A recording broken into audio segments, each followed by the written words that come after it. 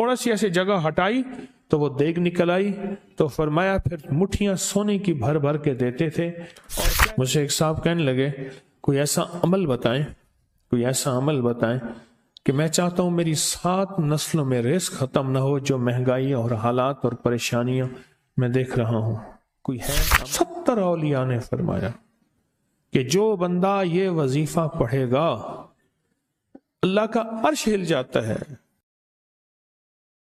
لا علاج بیماریاں ہوں، دکھ ہوں، غم ہوں، قرضے ہوں، مصیبتیں ہوں، ناکامیاں ہوں اور پریشانیاں ہوں، اور ایسے حالات کہ جو انسان کہے کہ بس سب تو موت ہی ہے، اس کے علاوہ کوئی راستہ نہیں، کوئی ایسی پریشانی ہو، اللہ کا نظام ہے کہ اس پہ وہ ملتا ہے جو انسان گمان نہیں کر سکتا، سوچ نہیں سکتا۔ یہ فیصل آباد کے ساتھ مامو کانجن میں ایک درویش ہوتے تھے، صوفی عبداللہ صاحب رحمۃ اللہ علیہ، بڑے اللہ والے تھے، درویش تھے، اللہ سے مانگتے تھے، اللہ دے دیتا تھا۔ تو مجھے ان کے ایک شاگرد نے بتایا، اردو بازار لاہور میں ہوتے تھے، کہنے لگے کہ میں ایک دفعہ گیا تو مجھ سے فرمانے لگے کہ میرے سارے کے سارے طالب علم استاد جمع ہو کے آ گئے کہ ہمارے جو ہے وہ ہمارے راشن نہیں، کھانا پینا کچھ نہیں، تنخواہیں نہیں ملی، سب چیز ختم ہو چکی ہے، تو اب ہمیں اجازت دے دیں، آپ کے پاس تو ہے نہیں۔ اچھا فرمایا مجھے چند دن دے دو، جتنے اور دن صبر کر لیا، چند دن مجھے دے دو۔ تو فرمایا پھر بیٹھ گئے مصلی، اور جو سورۃ فاتحہ پڑھی نا جب آتے تھے نا، ایاک نعبد و ایاک نستعین، اس کو جو وجدانی کیفیت کے ساتھ دل کی گہرائیوں اندر کے درد کے ساتھ پکارتے تھے، اتنا درد، اتنا غم، اتنا درد، اتنا غم جو پکارتے تھے کہ ایسے محسوس ہوتا تھا کہ زمین ساری کی ساری ہل رہی اور ہر طرف ایک نظام چل رہا ہے۔ اور جب پھر اس صورت کو پورا کرتے تھے، پھر سورۃ فاتحہ پڑھتے تھے، اور جب پہنچتے تھے ایاک نعبد و ایاک نستعین، پھر ایسے ہی جو ہے اس کو دہراتے تھے۔ پر بات یہ ہے وہ دعا پڑھتے نہیں تھے، مانگتے تھے۔ ایک ہے دعاؤں کا پڑھنا، ایک ہے دعاؤں کا مانگنا۔ وہ دعا پڑھتے نہیں تھے، مانگتے تھے، اور اللہ مانگنے والے کو دیتا بھی ہے، اللہ مانگنے والے کو عطا بھی کرتا ہے، اور اللہ کی رحمت مانگنے والے کے ساتھ سدا رہتی ہے، ہمیشہ رہتی۔ وہ دعا پڑھتے نہیں تھے، مانگتے تھے۔ بس کہا کہ ایسے مانگے، ایسا مانگا، ایسا مانگا کہ اللہ پاک کو ترس آیا۔ چند ہی دنوں میں فرمایا اللہ نے دکھایا کہ یہ دیگ ہے، سونے کی بھری ہوئی ہے، اور میں نے آپ کے حوالے کر دی۔ اور تھوڑا سی ایسے جگہ ہٹائی تو وہ دیگ نکل آئی، تو فرمایا پھر مٹھیاں سونے کی بھر بھر کے دیتے تھے، اور کہتے تھے اس کو حسب ضرورت خرچ کرنا، خیال کرنا، کہیں فضول خرچی نہ کرنا، اسراف نہ کرنا، اللہ کے خزانے ہیں اور برکت والے ہیں، کہ اللہ ناراض ہو کے چھین نہ لے، کہ اللہ ناراض ہو کے چھین نہ لے۔ مجھے ایک صاحب کہنے لگے کوئی ایسا عمل بتائیں، کوئی ایسا عمل بتائیں کہ میں چاہتا ہوں میری 7 نسلوں میں رزق ختم نہ ہو، جو مہنگائی اور حالات اور پریشانیاں میں دیکھ رہا ہوں، کوئی ہے عمل؟ میں کہا بالکل ہے۔ میں نے کہا روزانہ 40 منٹ بیٹھ، 40 منٹ صبح دوپہر شام، جو تیری تنہائی کا وقت ہو، کہ یا اللہ دنیا میں ایسی جگہ کوئی کہیں ہوتی، اکیلے بیٹھے رہتے یاد تیری دل نشیں ہوتی، اکیلے بیٹھے رہتے یاد تیری دل نشیں ہوتی۔ 40 منٹ کوئی ایسا بیٹھ 40 منٹ اس انداز سے مصلی پہ، کہیں بستر میں، کہیں ایسی جگہ جہاں سوئے نہیں، اور بس صرف ایک بار سورۃ فاتحہ پڑھ، اور اس کے بعد ایاک نعبد و ایاک نستعین کو دوہرا۔ جاگ رہے ہیں؟ دیکھتے رہیں، مجھے دیکھتے رہیں، میں آپ کو دیکھتا رہوں۔ آپ اللہ کے اور اس کے حبیب کے مہمان ہیں، آپ کو دیکھنا بھی ثواب ہے، آپ کو دیکھنا بھی ثواب ہے۔ تو میں نے اسے عرض کیا کہ بس اس کو وجدان سے پڑھو، ایسے پڑھ کے رونگٹے کھڑے ہو جائیں، آنسو بہنے لگ جائیں، دل کے اندر کا درد اور دل کا اندر کا غم اور اللہ کے سامنے حاضری، استحضار، اور یہ کیفیتیں تیری ہوں کہ بس اس کے علاوہ کوئی مجھے یاد نہ رہے، اس درد سے پڑھ صرف 40 منٹ۔ 40 کی عدد کے ساتھ کائنات کے رازوں کا بڑا تعلق ہے۔ 40 کا جو عدد ہوتا ہے، بس 40 کے عدد کے ساتھ پڑھ، اور بہت توجہ سے پڑھ، اور بہت دھیان سے پڑھ، بہت توجہ سے روز پڑھ۔ مجھ سے کہنے لگا کتنے دن پڑھوں؟ تو میں نے اس سے کہا مجھ سے یہ دن نہ پوچھ، تیرا دل خود بولے گا کہ فیصلے ہو گئے ہیں، بس ختم، دل خود بولے گا۔ یہ بتائیں کہ پیٹ بھرتے ہوئے کوئی گھنٹی بجتی ہے، یہ دل خود بولتا ہے کہ پیٹ بھر گیا۔ پیاس میں بھی کوئی کہتا تو نہیں ہے کہ آپ کی پیاس بجھ گئی ہے، وہ دل خود بولتا ہے کہ بس اب پانی کی ضرورت نہیں ہے۔ نیند سے دل بھر جائے تو بس دل لے بس اب سو لیا، وہ اٹھیں۔ اسی طرح دل خود بولے، دل خود بولے، کیا بولے؟ دل خود بولے، اور دل اندر بولے، دل اندر بولے۔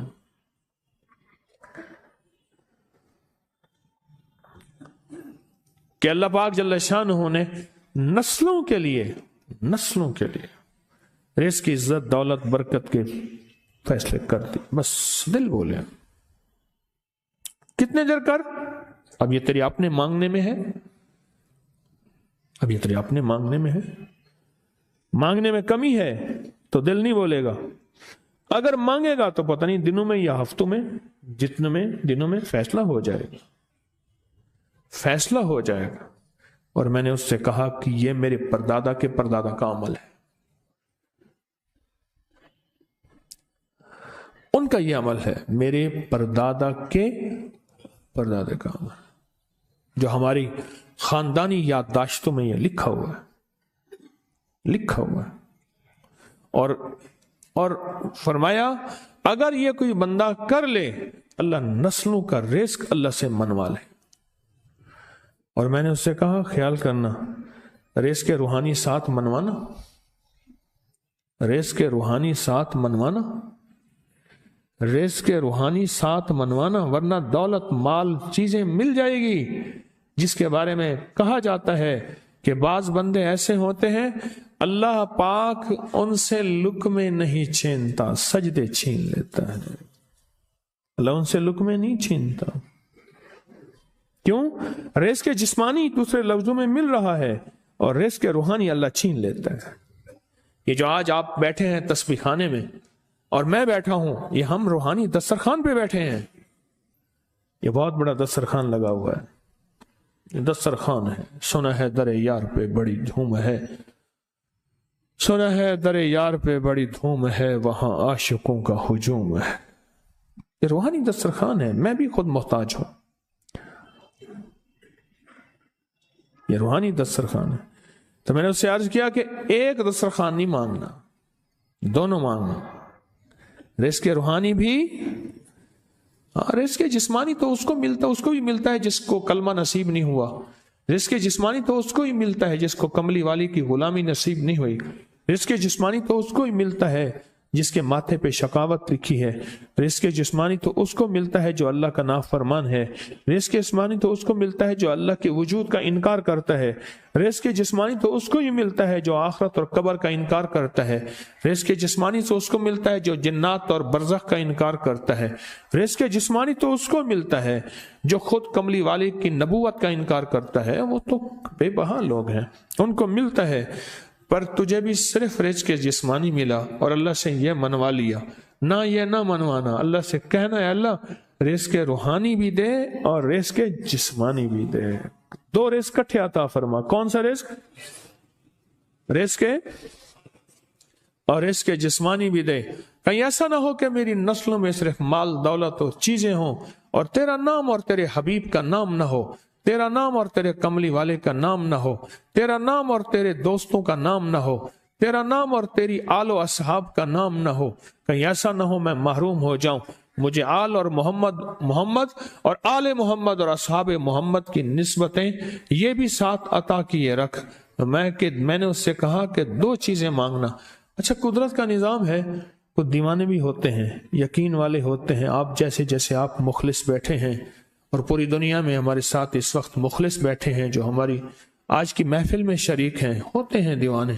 اس نے یقین سے پڑھنا شروع کر دیا، مجھ سے کہنے لگا ایک وقت ایک جگہ ہو بہت بہتر۔ میں نے اس سے کہا، میں نے کہا پھر بھی اگر ایک وقت ایک جگہ میسر نہ بھی ہو تو اگر عمل کسی وقت چوک جائے، عمل کی جگہ چوک جائے، عمل کا وقت چوک جائے، مجبوری میں نہ ہو تو بہتر ہے، پر توجہ نہ چوکے، دھیان نہ جائے، استحضار نہ جائے، یقین نہ جائے، اور سچا یقین ہو، سچا یقین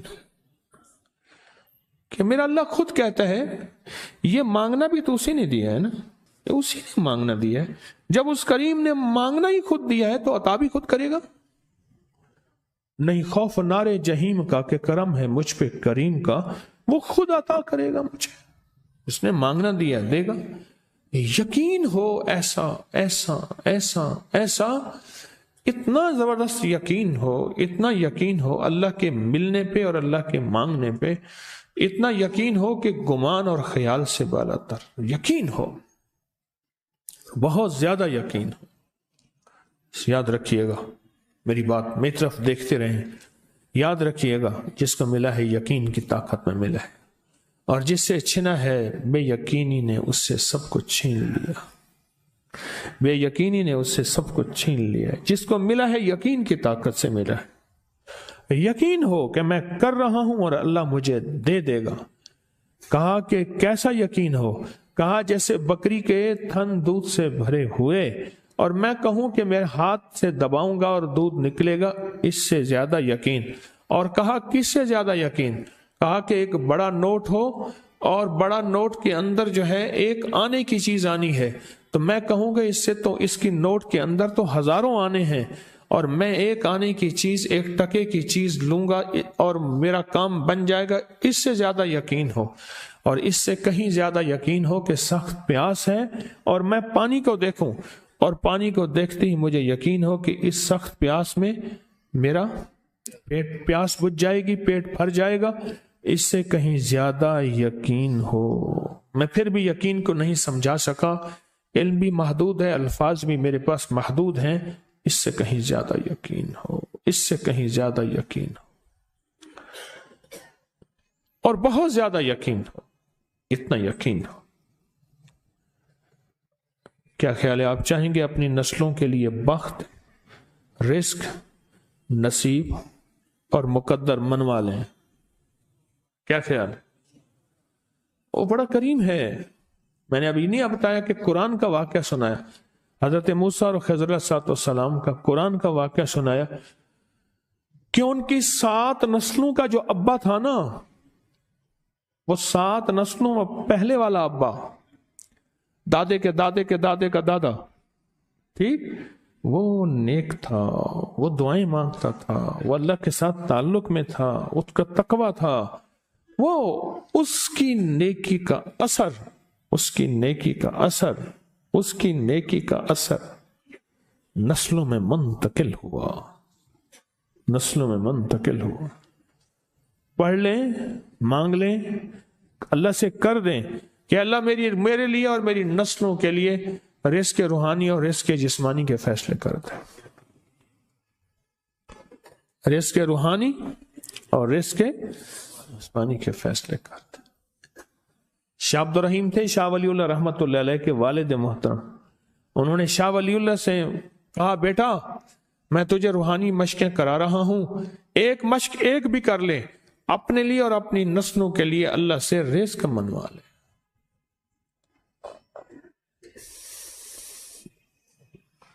اللہ سے رزق منوا لے،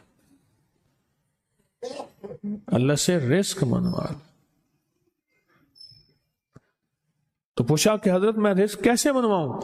اور میں کہ کچھ وقت ایسا نکالا کر، ایسا وقت نکالا کر 2 گھڑی اور 3 گھڑی کا، ایک ساتھ 2 گھڑی اور 3 گھڑی ایک ساتھ تقریباً 21 منٹ کی ہوتی ہے، تقریباً 21 منٹ کی. 2 ساتیں مل جائیں تو 40 منٹ بنتے ہیں. تو 2 ایک ساتھ 2 ساتھ 3 ساتھ کی گھڑی میں کہ بیٹھ کے نا سورت فاتحہ اور اس میں ایاک نعبد و ایاک نستعین کا تکرار اور استحضار کیا کر، اور ایسا کیا کر تیری آنسوں بہیں، تیرا دل روئے، تیری آنکھیں روئیں، تیرے رونگٹے کھڑے ہوں اور رواں رواں، اور اس کے اندر سے تیرا پل پل، تیرا من، تیرا جذبہ، تیری سوچیں بولیں. کیا بولے؟ ایاک نعبد و ایاک نستعین. تو ایک میلہ تھا اللہ کے نیک بندوں کا، تو اس میں 70 اولیاء جمع ہوئے. 70 اولیاء جمع ہوئے.